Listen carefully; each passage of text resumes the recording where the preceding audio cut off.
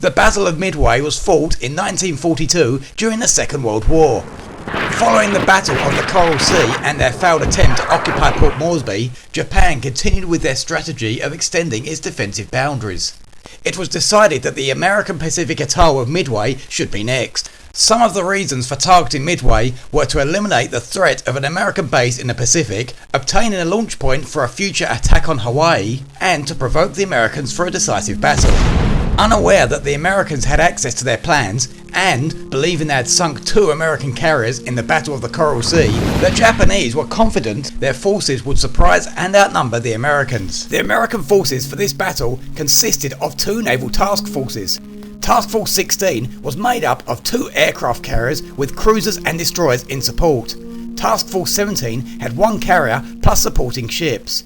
In addition to the carriers, aircraft were sent from Midway Island.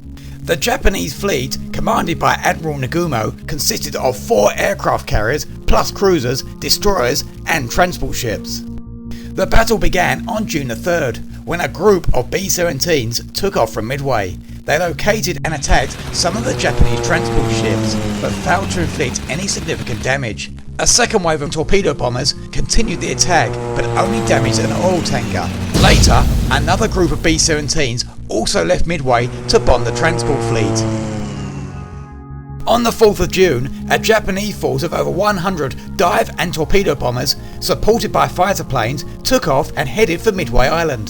The Japanese aircraft were detected by Midway's radar, and American interceptor planes were launched to defend the island.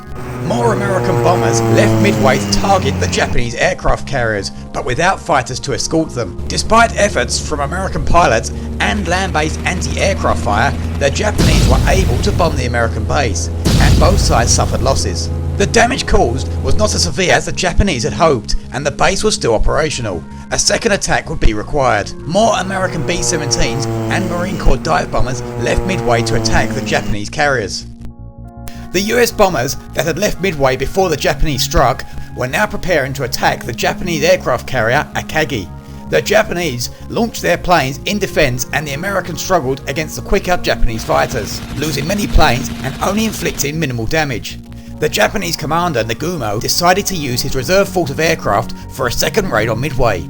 The planes were being prepared for action when one of his scout planes reported that a large American naval force had been spotted close by, although the scout only reported seeing 1 American aircraft carrier. Admiral Spruance, commander of Task Force 16, ordered the carriers Hornet and Enterprise to launch their planes against the Japanese fleet, and over 100 planes began heading towards their target.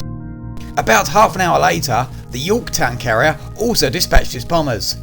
The second wave of American planes from Midway were within range of the Japanese vessels. The squadron of planes divided into 2 groups. The first attack came from American dive bombers, targeting the Japanese ships Hiyu and Soyu, but defended by both Japanese fighters and anti-aircraft guns. Half of the American planes were shot down and caused little damage to the Japanese. A squadron of US bombers dispatched from Midway and originally ordered to hit the transport ships had been diverted to attack the carriers. Although they suffered no losses, they failed to hit any of the Japanese ships. Just a few minutes later, the second group of Marine Corps planes began their attack, but many of them were shot down. In 3 waves of American attacks, no Japanese ships had been sunk. The Japanese planes that had bombed Midway were now returning to the carriers. Admiral Nagumo decided to call off the second attack on Midway and instead attempt to sink the American naval force. He ordered all his aircraft to be fitted with torpedoes. The US dive bombers from the Hornet were unable to locate the Japanese fleet, although a small squadron of torpedo planes split off from the main force and headed in a different direction. Shortly after, they found the Japanese carriers. They launched an attack, but with no defense from fighter planes, all but one of them was shot down. Torpedo planes from the carriers Enterprise and Yorktown located the Japanese fleet and followed up this attack, but as previously, big losses were suffered by the Americans and the Japanese ships continued sailing undamaged. Shortly after, 2 squadrons of dive bombers from the Enterprise found the Japanese vessels. The 2 groups aimed for different ships, and both were finally successful in hitting their target. A bomb landed in the hangar deck of the Akagi, causing a fire, and the ship was abandoned. The other squadron hit the Japanese vessel Kaga, which burst into flames and after a huge explosion sunk. The Yorktown bombers also arrived, and the Japanese vessel Soryu was hit a number of times.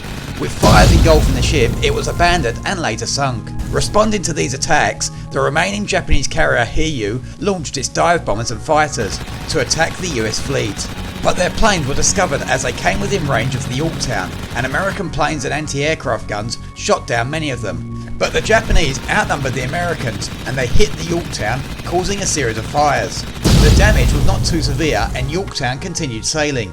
A second wave of Japanese torpedo bombers attacked the Yorktown again, forcing the ship to be abandoned. When the location of the final Japanese carrier was discovered, planes were dispatched from the Enterprise. 4 bombs hit the carrier, starting a fire, and the ship sunk. The next day, a Japanese submarine fired a torpedo at the abandoned Yorktown and an American destroyer, sinking them both. At the end of the battle, the Americans had lost 2 ships, around 150 aircraft and 300 men. The Japanese lost 5 ships, over 330 planes and 4,000 men. This was a victory for the Americans. Defeat at Midway finished Japan's expansion across the Pacific and severely weakened their forces for subsequent battles. The Americans were now in a strong position to begin taking back Japanese occupied islands all the way up to the Japanese mainland.